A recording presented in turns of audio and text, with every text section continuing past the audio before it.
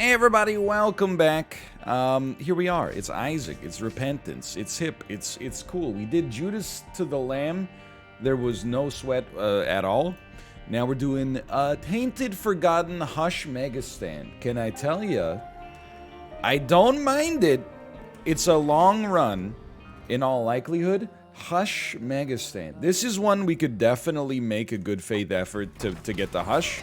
Hush a little easier to get to than Boss Rush IMO, as a result of the fact that, you know, you got 30 minutes instead of 20 or 25. Soul of Bethany could be worse. Could definitely be worse. I'm coming into the Soul of Blue Baby. Never mind. Could probably be worse, literally. But I don't feel comfortable saying that. I'm coming into this one pre-tilted because I've had a few questions from people over the course of the past couple weeks. Hey NL, how do you feel about the Metaverse? How do you feel about the Metaverse? I didn't really know what the Metaverse was.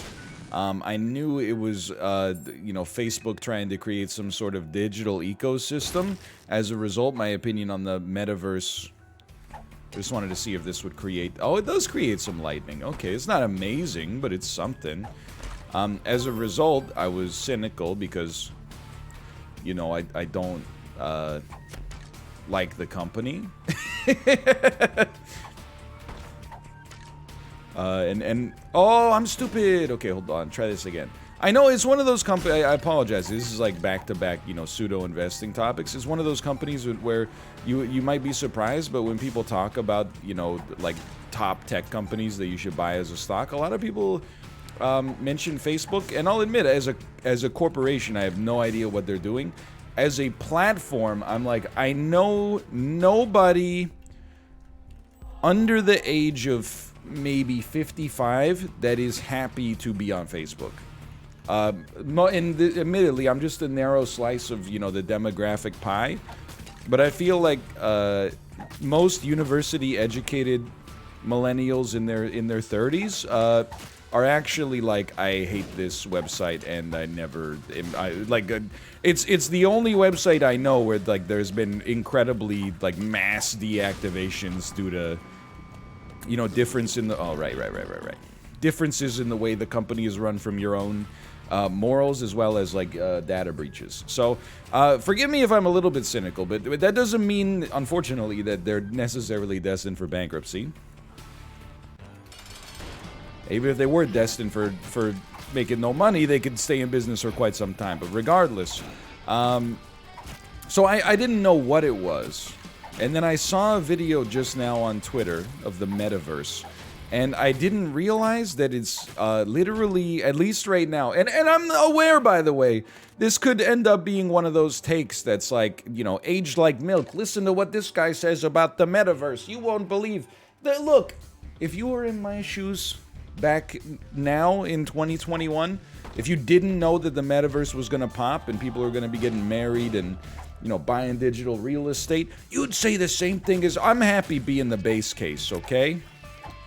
If you're watching this 20 years into the future going, wow, how wrong he was, I'm going based off of current information that's contemporarily available. You're going based on the fact that you already know that it became the next big thing, and, if you don't show up for your Metaverse appointment, that, they can legally send you to jail. Okay? We're not the same.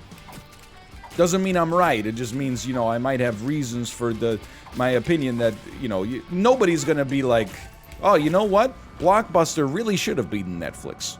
They had a better business. I'm still skeptical of Netflix because, we've already seen it bear out. But that's the fun of making predictions, is that there's a chance that they could be wrong, right? And I'll also own that I've been wrongly painted as a Quibi stan. Quibi was, in case you've forgotten, it is like a year old now. It was a Netflix-style streaming service for vertically oriented bite-sized videos. By bite-sized, I mean more like 10 minutes, not like TikTok style. I'll pay 7 cents for a mom's purse, and immediate dividends have already been paid. Look at that. I was not a believer necessarily in Quibi all I did was respond to the abject negativity about it with like a, I don't know, maybe. You never know. I mean, the thing is on the internet, people are negative towards almost anything that's new. So sure, maybe there was a little bias on my end of like, maybe there's a chance that this could work. You know, people are still negative on TikTok, you know, for different reasons maybe now, but they're still negative on TikTok just on a conceptual level. Like, why would you want to watch short videos? And I can relate to that, but regardless, let's go see what's going on in this item room first. So the Metaverse is basically VR chat. It's a platform where you know, and anyone you want to have a conversation with can strap on a virtual reality headset that I would assume has to be Oculus, because Facebook, you know, bought Oculus, you know, 4 or 5 years ago for a couple $1 billion, I think, maybe $1 billion. And then the whole pitch, and maybe I'm thinking small here, but the whole pitch is essentially Zoom-style meetings, but you actually have like body language and stuff like that. I'm here to tell you that I think that sucks. Admittedly, I'm not a boss. I have never taken a crap on Deborah's desk. I'm not a boss. I am willing to double up here, though. Hold on. Let's give this a try. And I think we'll play the... I forgot that that's 32 bombs, not 32 keys. My mistake. That changes everything there. Can you get a... No, I thought that might be a free play, which would have been cool, but whatever. And I know we're trying to make it the hush. Don't worry about it. Thanks for the luck upgrade. Please. Please. I'm not a boss. I don't work in a corporate environment. I do have Zooms occasionally, and even the Zooms, I'm not trying to knock like any company that I might work with now or in the future. Even Zooms I find annoying. Like when people are like, they pitch something, I'm always happy for it, for the record.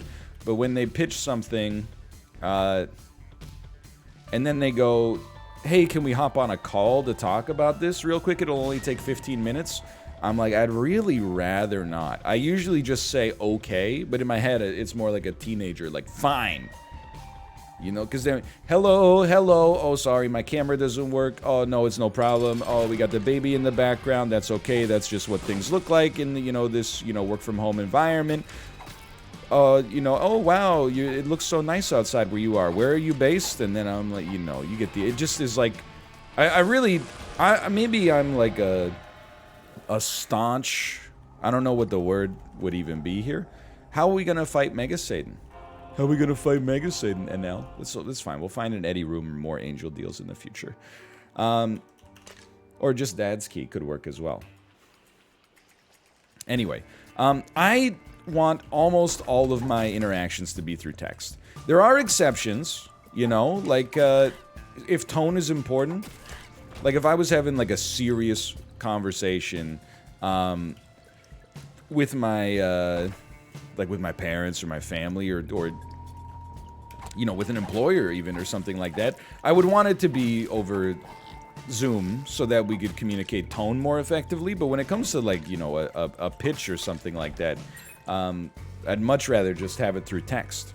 So Zoom kinda sucks, but at least like, if you'll forgive me for being a little anti-corporate here, at least on Zoom, you don't have to show anything like below your waist. And I don't necessarily mean that you, you know, could be wearing underpants and no real pants.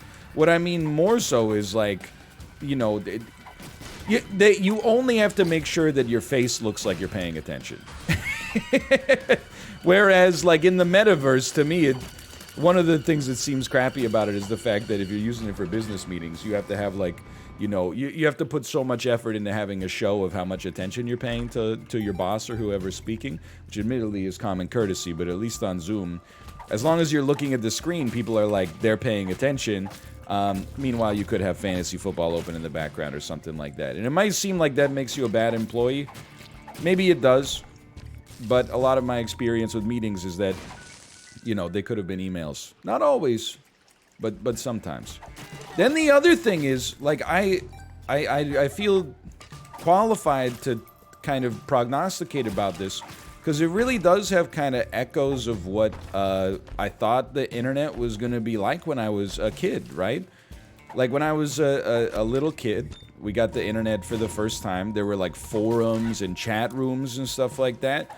And it always seemed like, oh, this whole text thing, that's just a compromise until technology takes off to the extent that you can place yourself inside of a virtual coffee shop from friends, and then it's almost as if you're, like, really there talking to people. And then there were some, like, digital versions of that. Like, I know Second Life has a certain degree of popularity. I wouldn't know firsthand, because it's one of the rare games that's actually not able to be streamed on Twitch. It's against the TOS for whatever reason. I don't know if it's because there's constant horned up stuff happening in the game, or alternatively because people who played the game were getting bullied by streamers who would just go into the game and be like, hey, look at these weirdos. Not my words, by the way. Not my words.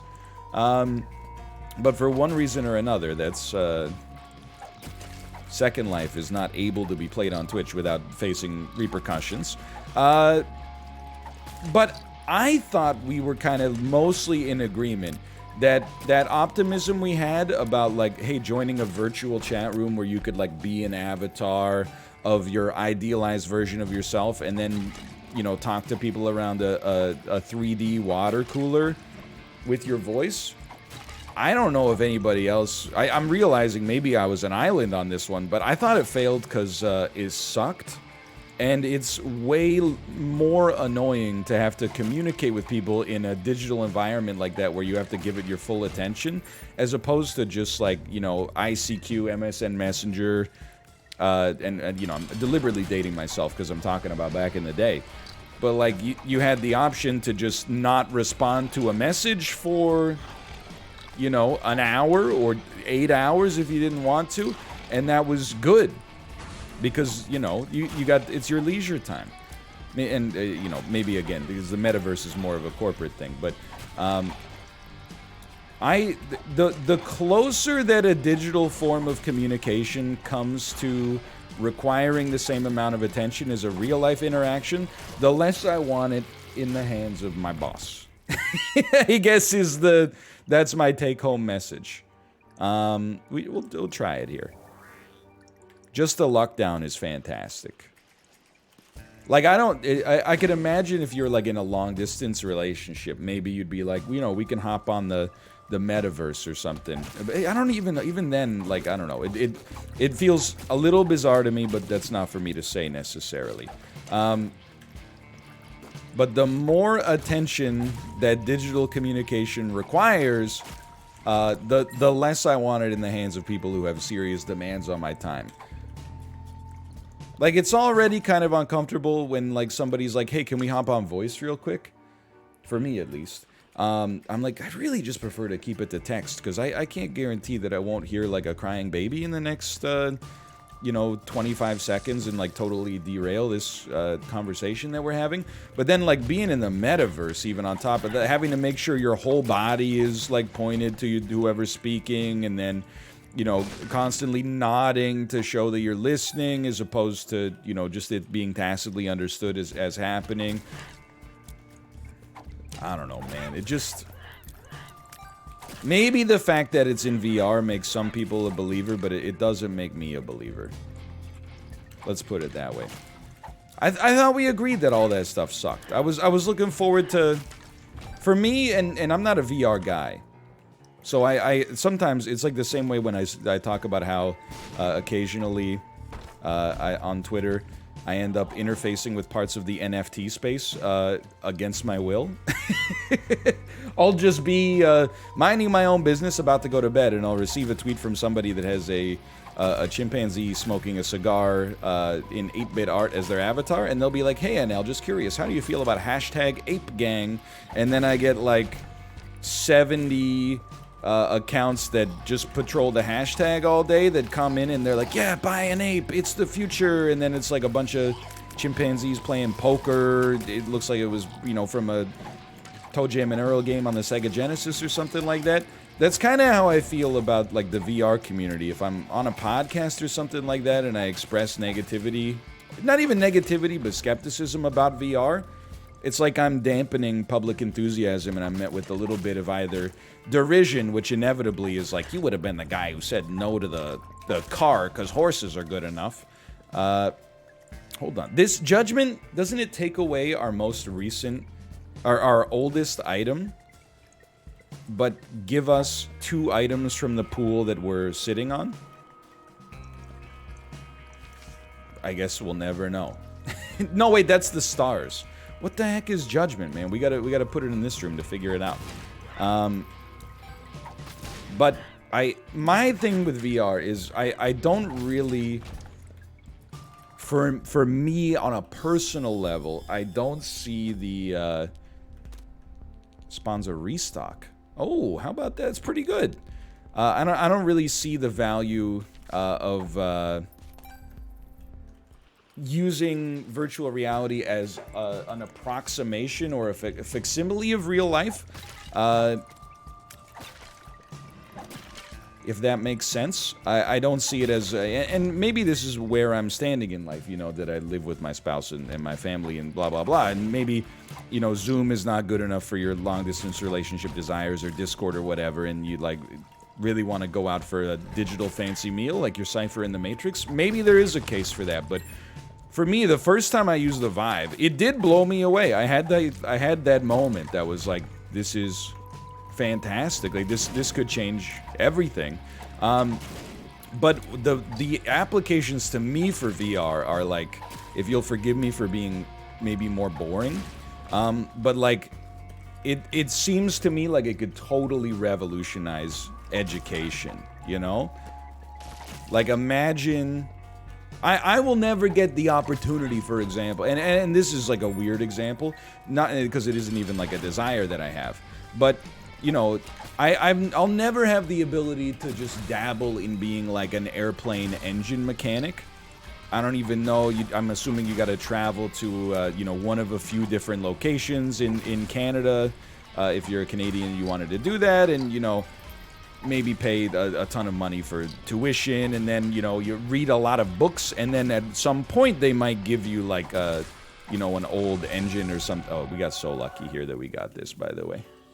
It's a great item. This was the last item we needed, so I'm not gonna re-roll it. And we were supposed to fight Mega Satan, so let's not use our judgment here. And that's not even to say like I want to be an airplane engine mechanic, because I don't. But what's interesting with VR is that I feel like you could just, you know, relatively, it's much more trivial in this case to program a piece of software. Not trivial like anybody could do it, but trivial versus like actually building an airplane engine and then having students for 5 decades fly out and see it, and work on it. To build like a piece of software that's like, you know, airplane engine mechanic simulator where you can open up, you know, a de Havilland engine or something like that, and then it can have all the parts labeled for you and be, you know, like stuff like that. It really made me a believer in like the educational side of VR. It seems, admittedly, also like we're not there yet. Like VR's not in a space, it seems, where most companies are like, this seems like a good use of a copious amount of resources to make our textbook digital instead, so you can rather than look at a diagram of the cell, you could actually, you know, like step inside of the cell. Everything's labeled. You can see what the Golgi apparatuses would be doing in real time, and so on and so forth. That stuff I'm a big believer in. I think it could still revolutionize entertainment. Most of what I see in VR, and admittedly this is on Steam, but let's include the Metaverse here, is like we took like kind of like a recreational activity from the real world and made it worse. Like here's it's hard to get out to the mini golf course, so here's like virtual reality mini golf that's a reasonable facsimile. Here's virtual reality pool that's a reasonable facsimile. I got nothing against that stuff necessarily. I mean, I do own a Vive, which even I forget about sometimes, but you know, that's not really where When I say I'm a VR skeptic, it's much more that I'm skeptical of stuff like, you know, hey, you put on this headset and it's like you're inside of a movie theater. I believe that the technology could have big effects on, you know, on just the way that the world does things. But I think it's less likely to be like the Metaverse. Dude, we never get Play-Doh. That's wild. It's less likely to be like a virtual chat room where your boss can keep better tabs on, you know, your level of attention, and much more likely to be like, hey, you know, we can train surgeons to be better because there's this awesome like surgery education platform instead of I'm tempted to use a reroll machine there, but instead of what we had before, which was like, you know, just cutting open cadavers or something like that. Anyway, so that's before you say or suggest that I am a VR doubter.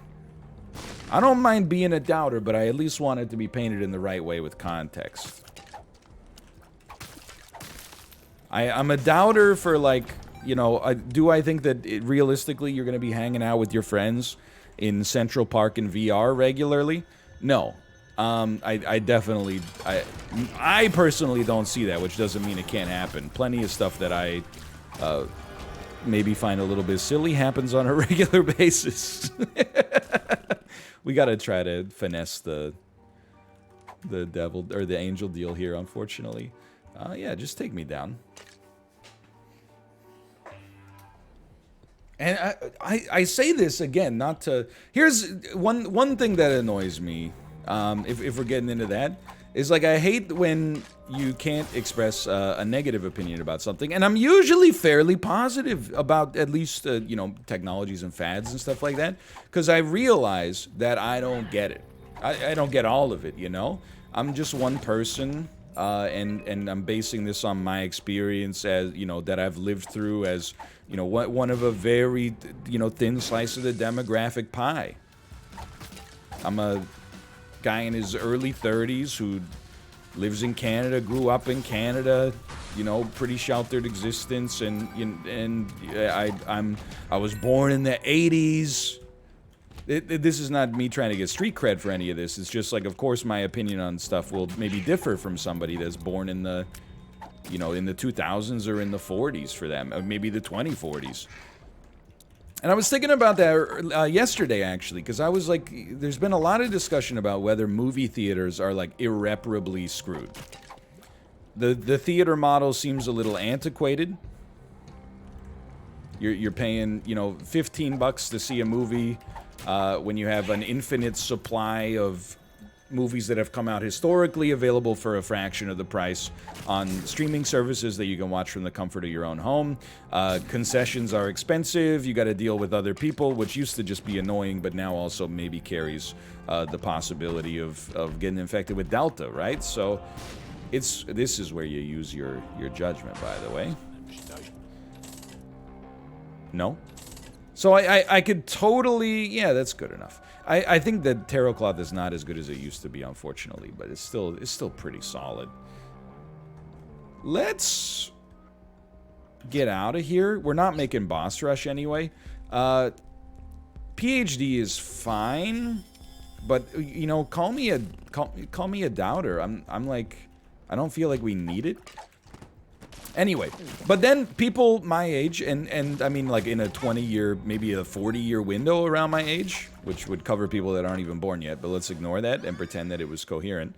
I think that there's some reverence for theaters, okay? It's like, oh, but some stuff you gotta see on the big screen, and, you know, I have great memories of going to the theater as a kid, you know, as a teenager.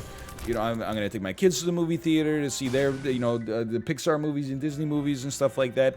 But that's influenced by, like, where we've come from here, right? Like, what if you're born, you know, in the year, like, 2010, and you have, like, a multi-year period as a child where, like, you basically can't go to a movie theater, do you have that same kind of attachment to the movies as, like, a, you know, the standard night out sort of habit? I don't think so. It's like the same way, you know, like, I bet if you were in the 50s, you would be like, malt shops will never die. It's where all the kids hang out. So we can do whatever we want. If in that case, honestly, give me Polaroid. I think because we can only get Spirit Hearts. This is actually better for us right now. So I guess all I'm saying in that discussion is like I don't necessarily think that, you know, any industry, even as bulletproof as it might seem because it's so deep in like the cultural consciousness, I don't think it's necessarily set forever. You know, things just change over time due to a number of reasons, some of which, you know, the little percolations of stuff that you couldn't have possibly seen coming. So when I dislike that, like, sometimes you can't express a negative opinion about a trend. Not even like the people who are into this are stupid, but like I'm not necessarily a believer in this thing without being branded as like a Luddite. You know, I feel like if your idea is good, it should be able to weather the storm of having some people criticize it without you immediately needing to, like, you know, harass the person that had the negative opinion about it. And I built all that context in because I gotta tell you, I don't know if it's a trend or if it's just like, you know, a few people, but I am a disbeliever in the concept of digital real estate. Maybe, again, this is an episode that in 2050 you might be like, hey, amazing, this one man got everything wrong. But I just, maybe it's the boomer inside of me, right? I just don't, and when it comes to NFTs, right, like, it's an impossible discussion to even have. There's, like, so much, I mean, there's just so much wrapped up in it between, like, you know, environmental factors. The vast majority of NFT projects that you see on social media being like, if you'll forgive me, but I would call them profile photos. Whether you think they're good or bad is maybe a personal decision for you from an artistic standpoint, but the things you see a lot are profile photos. And then if you're like, I'm not really a believer in this whole, like, you know, CryptoPunk stuff, then people are like, oh yeah, well, wait till NFTs are backing, you know, multi-million-dollar or the billion-dollar real estate market via smart contracts. And you're like, it's much like VR. I might believe in that, but I don't see that. All I see is, you know, you're getting on my case for being like, I don't really want to get like this guy wearing a skull bandana, you know, eating a corn dog. You're like, but it's Punk 4163. This guy, can you believe? Look at the FUD. This guy doesn't want Punk 4163. Anyway, again, I'm not even knocking the NFTs, because I kind of, and it's a big kind of, I'll admit, but I kind of get it for sports stuff, you know, and maybe that's like my gateway into not participating, but at least understanding the psychology of those who do. You know, yes, I grew up collecting some sports cards, so I do kind of get it. You might say, but like, you know, how can you own a video or a GIF or whatever of Vince Carter doing a dunk? That's true. I mean, anybody can watch it, right? But like, anybody could also look at a photo of a Wayne Gretzky rookie card on, you know, Google Images or eBay or whatever. But if you actually own one, you have value in the ownership just due to what the market is set. Now, I think the flip side on this is, rather than finding it like equatable to sports cards and then being like, oh, now I get it. Now I'm like, oh, so sports cards are also stupid. But I don't really mean that, you know, because it's a hobby, but I am now like, oh, you know, it quelled my desire to buy hockey cards pretty fast once I actually puzzled through my own thoughts on that. And again, this is not a knock, and I feel like this is part of like we're just looking for an Eddie room, by the way, but this is part of like the context collapse that we're living through, is that it's really annoying to just be a guy who's like, maybe this stuff isn't for me. And then, you know, you're met with like, why are you trying to spread this negativity about this? It's not negativity. You know, you can say, hey, I don't really like eggplant, and people are like, oh, that's fine, to each their own. But if you're like, I don't really see this as being valuable for me, people are like, you're living in the Stone Age. I would kind of like to play you. We gotta speed up just a touch here. Anyway, so I'm not salty about it all. I'm just discussing. But even within the NFT space, it's digital real estate that I just don't get the most, you know. Or digital clothes as well. Like if somebody's looking at you on their smartphone, they can see that you're wearing like a Birkin bag from Hermes or something like that. Maybe I don't spend a lot of time looking at other people through the gaze of my cellular telephone, but there's digital real estate listings that have been sold for, you know, tens of thousands of dollars. I don't know if any have gotten higher than that yet, but it's basically like you own a 3D model that using AR, you know, via your phone or maybe even VR, you can like step inside of and like virtually live in, like having a cool Tower Unite penthouse. And I'm just like, I guess that's where I hit like my boomer limit. You gotta be careful being like that stupid, because if somebody buys it for, you know, 50 grand and then sells it for $2 million in 3 years, you look stupid for telling them that it was stupid. But I think stupid things can be great investments, you know? Beanie Babies, kind of stupid. If you sold them in 2000 or maybe like 1998, great investment. If you sold them in, you know, 2006, maybe not so much. You know, there's a lot of timing and stuff in there that plays into it. But I don't know. Maybe I'm the doubter there. I'm not really trying to, you know, sway the tide. Got pretty lucky here. I'm not really trying to sway the tide one way or the other. I'm merely, you know, I'm giving you my opinion on it. And you might say, are you open to being educated on it? Well, kind of, I guess. I don't know. It depends. If you link me to like the total size of the real estate market in the United States of America, and then say, imagine every single one of these needs to be backed up by the blockchain, maybe I'm a little skeptical. But if you're like, it's just kind of like sports cards right now, and it's collectible, but then in the future, like, look at all these prospects. I still, you know, I'm not in the... I don't think you could convince me to buy a Vince Carter dunk right now. But I think you could convince me to be like, you know what? I'm willing to wait and see. Not that I would ever get involved with the space, but I'm confident that it's not for me, but... stranger things than that have become popular, I suppose. That's where I'm at. You know what's been healthy for stuff like this is React Court. So I tweeted the other day that like the React Court comments are a little spicy, particularly the... I'm just thinking. We took the Polaroid? I guess I'd rather save Diplopia to try to double the chests on the chest, but this could be a huge donation, by the way.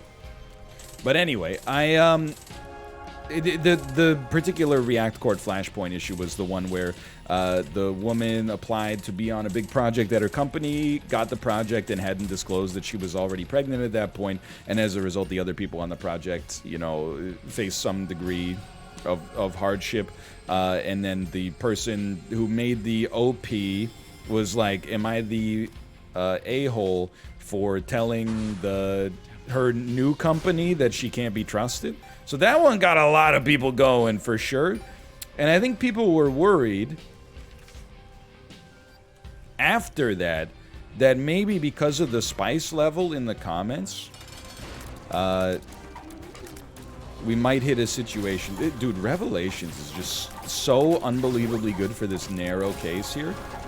That people thought that maybe they would be like, oh, we're not going to do as much of it in the future because there's like some disagreement.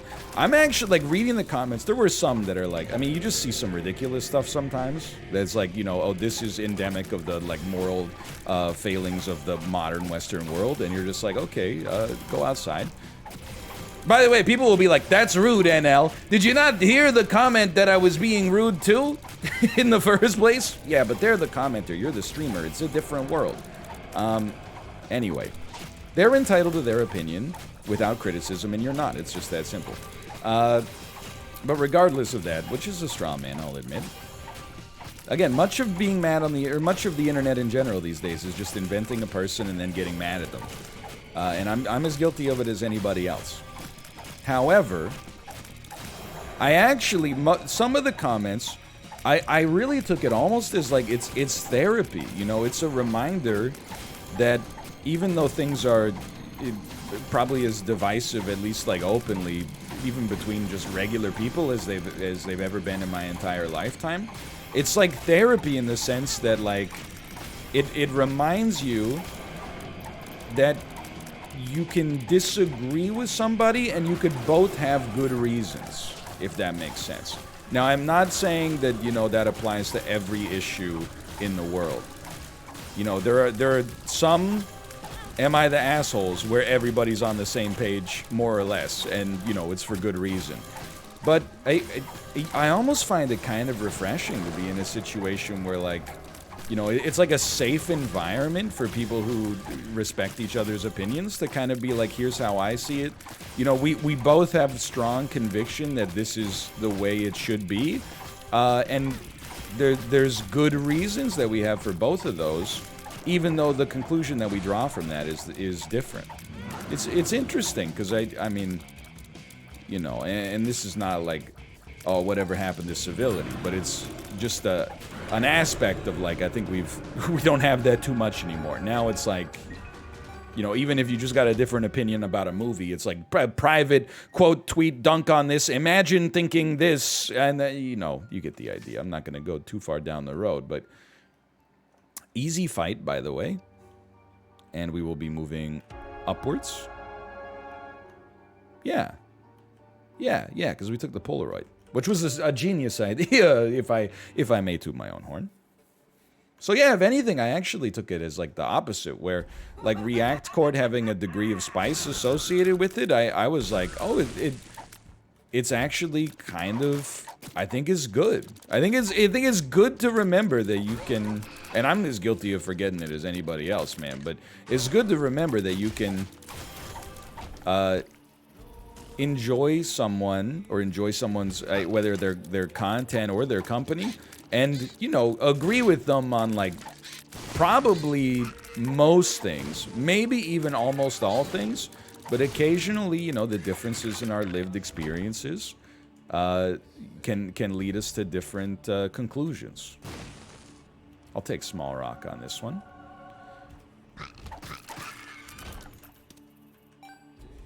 Like, I think as a streamer, no thank you. Why wouldn't you, no, but we can Diplopia on the next floor. I mean, it's not, we should have Diplopia there, but honestly, I mean, this is the current state of Devil deals. I'm actually, like, I would rather not get free Devil items if I could get free anything items instead.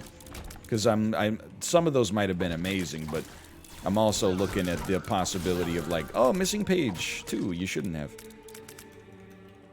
I think one of the things that's annoying as a streamer is, like, before I started doing something like React Court, you know, a lot of the people who watch my content, like, agree with 95% of the things I say, and then in the rare situation that there's, like, a take that we disagree on, you get a little dogpiled. And I'm not complaining necessarily, but, you know, if you're used to the hug box, and then people start to go bad take, boomer take, you're like, oh my god, what have I done? I have, like, a wrong opinion.